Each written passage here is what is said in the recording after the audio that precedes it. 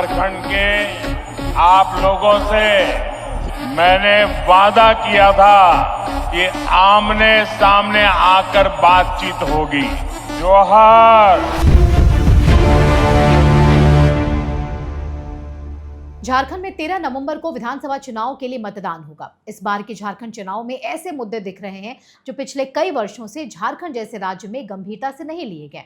इनमें से अधिकतर मुद्दे सीधे सीधे आदिवासियों की अस्मिता और उनकी पहचान से जुड़ा हुआ है।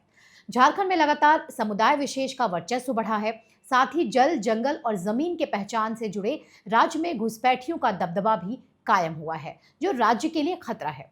घुसपैठिए वहां के आदिवासियों से उनकी जमीन छीन रहे हैं और राज्य की बहन बेटियों को बहला फुसलाकर उनसे शादी कर उनकी संपत्ति को अपने नाम कर रहे हैं। इस बार के चुनाव में वो मुद्दे सामने आए हैं जिन्हें डेमोग्राफी में लगातार बदलाव के बावजूद पहले किसी ने सामने लाना जरूरी नहीं समझा। यह आवश्यक इसलिए था ताकि झारखंड की पहचान, वहां रहने वाले आदिवासियों और उनके हितों की रक्षा की जा सके। ऐसे कई बड़े कारण हैं जिनसे धीरे धीरे आदिवासियों की पहचान को लगातार खतरा बढ़ता जा रहा है।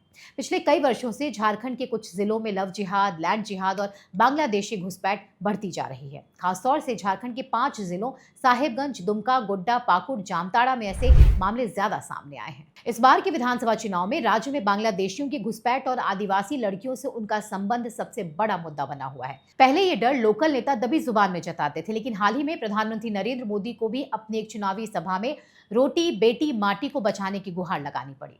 आंकड़ों के मुताबिक पिछले 10 वर्षों में झारखंड में लव जिहाद के 40 से ज्यादा मामले सामने आए हैं। मुख्य रूप से संथाल परगना क्षेत्र में लव जिहाद के मामले अक्सर सुर्खियों में रहते हैं।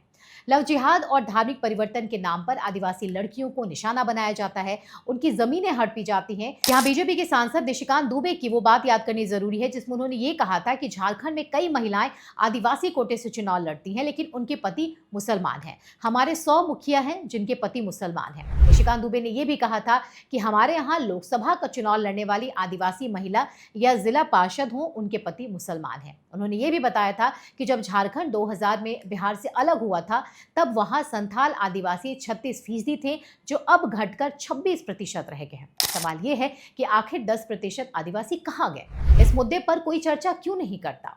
झारखंड में जो पार्टियां हैं, झारखंड मुक्ति मोर्चा और कांग्रेस, वो इस पर कोई एक्शन नहीं ले रही। झारखंड में लव जिहाद की कई ऐसी घटनाएं सामने आई हैं जिसमें बड़ी ही आसानी से हिंदू लड़कियां समुदाय विशेष के लड़कों के चक्कर में फंसकर अपनी जान तक गंवा देती हैं। ऐसे कई केस स्टडी हैं। आपको दुमका जिले का अंकिता हत्याकांड याद है, जिसमें शाहरुख नाम के सिरफिरे युवक ने उसे जिंदा जला दिया था। अंकिता पर शाहरुख ने फोन पर बात करने का दबाव बनाया था। जब अंकिता नहीं मानी तो उसके घर में घुसकर शाहरुख ने पेट्रोल छिड़ककर आग लगा दी। आखिरकार अंकिता की उस हादसे के बाद मौत हो गई। लव जिहाद के हमारे सामने कई और हाई प्रोफाइल केसेस भी हैं जिनमें हिंदू लड़कियां धोखे का शिकार हो जाती हैं और फिर कभी फ्रिज तो कभी सूटकेस में उनकी लाश मिलती है। ऐसा ही एक मामला है झारखंड के जमशेदपुर का, जहां डॉक्टर मिर्जा रफीक नाम के एक शख्स ने अपनी प्रेमी चैनिका की नवंबर 2017 में एक होटल में गला घोंटकर हत्या कर दी थी और उसकी लाश को ट्रॉली बैग में भरकर टाटा नगर स्टेशन पर फेंक दिया था। लेकिन कुछ घटनाएं ऐसी भी हैं जिसमें समय रहते लड़की लव जिहाद की चंगुल से निकल भी जाती हैं। ऐसा ही एक मामला था रांची का, जहां नेशनल शूटर तारा शाहदेव ने रजनीकांत हसन से रंजीत सिंह कोहली बनकर तारा को धोखा देकर शादी करने का आरोप लगाया था। तारा शाहदेव से शादी के बाद रंजीत उर्फ रकीबुल उस पर इस्लाम कबूलने का दबाव बनाने लगा। तारा शाहदेव ने पुलिस में दर्ज कराए गए मामले में ये साफ बताया था कि ऐसा नहीं करने पर उसकी पिटाई की जाती थी और कई बार कुत्ते से भी कटवाया गया था। लव जिहाद का ऐसा ही एक और मामला है जिसमें बिहार के भागलपुर जिले की रहने वाली एक मॉडल ने कोचिंग संचालक तनवीर अख्तर पर लव जिहाद का आरोप लगाया था। मॉडल का कहना था कि तनवीर ने कोचिंग में आयोजित एक कार्यक्रम में उसे नशीला पदार्थ पिलाकर उसके साथ दुष्कर्म किया। बता दें आपको, तनवीर ने खुद का नाम यश बताकर मॉडल से दोस्ती की। वहीं झारखंड के गिरिडीह से सितंबर 2023 में एक मामला सामने आया था जिसमें गिरिडीह पुलिस ने सोशल मीडिया पर महिलाओं को प्रेम जाल में फंसाकर उनका शोषण करने वाले सद्दाम हुसैन को गिरफ्तार किया था। बताया जा रहा है कि सद्दाम लड़कियों को धर्मांतरण पर मजबूर कर उन्हें अलग अलग शहरों में बेच देता था। वहीं हाल ही में अगस्त 2024 में झारखंड के गढ़वा जिले में रंका थाना क्षेत्र अंतर्गत मुस्लिम बहुल गांव में रहने वाली 35 वर्षीय एक आदिवासी महिला से इजहार अंसारी नामक व्यक्ति पिछले 20 वर्षों से दुष्कर्म करता रहा। इस दौरान उसका अंसारी ने 3 बार गर्भपात कराया। साथ ही आरोपी उसे अपने समुदाय में शादी नहीं करने की धमकी देते हुए इस्लाम धर्म स्वीकार करने का दबाव भी बना रहा था। वहीं दिसंबर 2022 में श्रद्धा वाकर जैसी ही वारदात सामने आई थी, जहां दिलदार अंसारी अपनी पत्नी रबीता पहाड़िन को 50 टुकड़ों में उसने काट कर फेंक दिया दिया था। मृत महिला पहाड़िया आदिम जनजाति समाज की थी। वहीं फरवरी 2023 में धर्म बदलकर हरला की किशोरी से दुष्कर्म के बाद शादी करने की कोशिश करने वाले असलम अंसारी को भी पुलिस ने रांची से गिरफ्तार किया था। खुद को डीएसपी बताकर असलम खान 7वीं बार शादी करने जा रहा था। लव जिहाद के दरअसल ये वो मामले हैं जिसने नेशनल मीडिया का ध्यान अपनी ओर खींचा। नहीं तो कितने ही और ऐसे मामले हैं जो सामने नहीं आ पाए, जो डॉक्यूमेंट नहीं होते। लव जिहाद के अलावा झारखंड में एक और गंभीर मुद्दा है जो राज्य के लिए बड़ा खतरा बनता जा रहा है। ऐसे ही कुछ मामले हम आपको याद दिला रहे हैं। जुलाई 2024 में झारखंड के पाकुड़ जिले में बांग्लादेशी घुसपैठियों के आतंक का एक वीडियो वायरल हुआ था, जिसमें पाकुड़ के तारानगर में बांग्लादेशी घुसपैठियों की वजह से हिंदुओं को अपने घर छोड़कर भागने के लिए मजबूर होना पड़ा था। तो पाकुड़ के ही महेशपुर थाना इलाके में जनजातीय लोगों को बांग्लादेशी घुसपैठियों ने उनकी ही जमीनों से बेदखल कर दिया था। गाय बधान का ऐसा ही वीडियो सोशल मीडिया पर भी वायरल हुआ था, जिसमें बांग्लादेशी इस्लामिक घुसपैठिए जनजातीय लोगों को धमकाते हुए सुने जा सकते हैं। दरअसल झारखंड हाईकोर्ट ने भी राज्य सरकार को आदेश दिया है कि वो संथाल परगना में रह रहे बांग्लादेशी घुसपैठियों की पहचान करके उनकी गिनती करे और उनको रिपोर्ट करने का एक्शन प्लान कोर्ट को बताए। झारखंड हाईकोर्ट में दाखिल हुई एक PIL से पता चलता है कि संथाल परगना में बड़ी तादाद में घुसपैठिए दाखिल हो गए हैं, जिससे वहां की डेमोग्राफी चेंज हो रही है और आदिवासियों की संख्या दिन ब दिन घट रही है। यहाँ बांग्लादेशी घुसपैठिए आदिवासी महिलाओं से शादी करके उनका धर्म परिवर्तन कर रहे हैं और उनकी जमीनों को भी गिफ्ट डीड के जरिए हथिया रहे हैं। इस PIL में ये भी जानकारी दी गई थी कि झारखंड के बंगाल से लगने वाले जिलों में घुसपैठियों ने बहुत बड़ी तादाद में मस्जिदें और मदरसे कायम कर लिए हैं। दरअसल हर मौके पर समुदाय विशेष के लोग राज्य में रहने वाले हिंदुओं के लिए ऐसी स्थिति पैदा कर रहे हैं जिसमें हिंदुओं का रहना मुश्किल है। दरअसल जून 2022 में ऐसा ही एक मामला सामने आया था, जिसमें गिरिडीह जिले में हटिया रोड पर करीब 150 मकान दुकानों पर बिक्री है के पोस्टर लगे थे।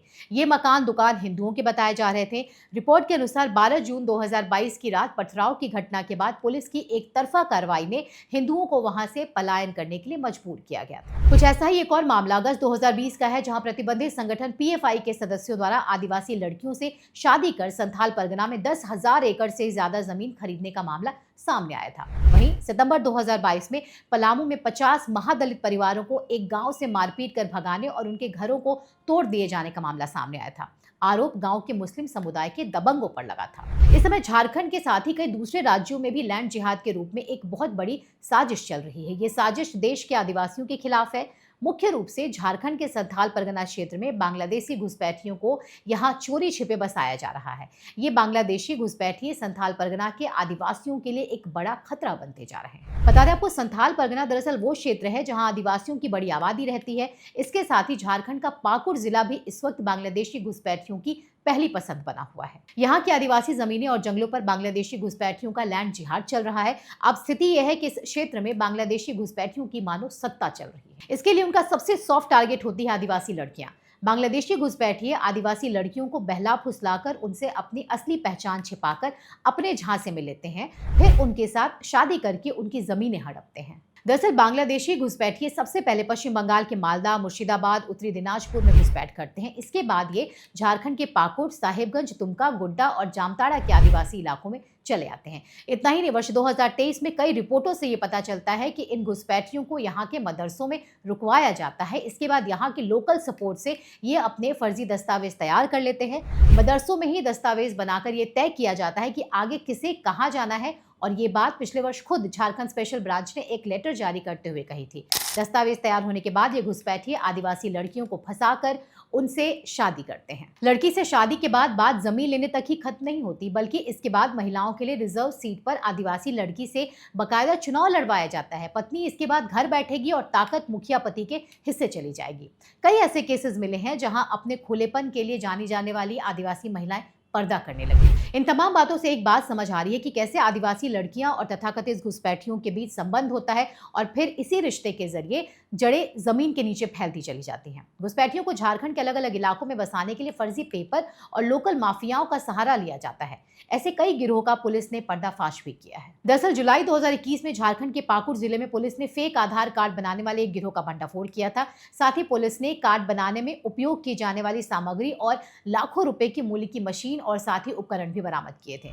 वहीं इससे पहले दिसंबर 2019 में मोहम्मद बेलाल नाम के शख्स के पास से धनबाद से फेक आधार कार्ड और भारत का वोटर आई कार्ड मिला था। रिपोर्ट से यह भी पता चलता है कि मोहम्मद बिलाल ने कोलकाता जाने के लिए लखनऊ से ट्रेन पकड़ी थी। कोलकाता से उसकी बांग्लादेश भागने की योजना थी। बांग्लादेशी और रोहिंग्या घुसपैठ के बढ़ते मामलों को देखते हुए सितंबर 2024 में झारखंड में ईडी को बांग्लादेशी और रोहिंग्या घुसपैठ की भी जांच का जिम्मा सौंपा गया, जहां बरियातू के एक रिजॉर्ट से 3 संदिग्ध बांग्लादेशी युवतियों को गिरफ्तार किया गया था। मतलब लड़कियों का सहारा लेकर भी घुसपैठ करने की कोशिश की जा रही है। दरअसल झारखंड में तेजी से बढ़ रही बांग्लादेशियों की तादाद चिंता का विषय तो है, लेकिन उससे ज्यादा चिंता की बात यह है कि इन लोगों को स्थानीय लोगों का भी समर्थन मिलता है।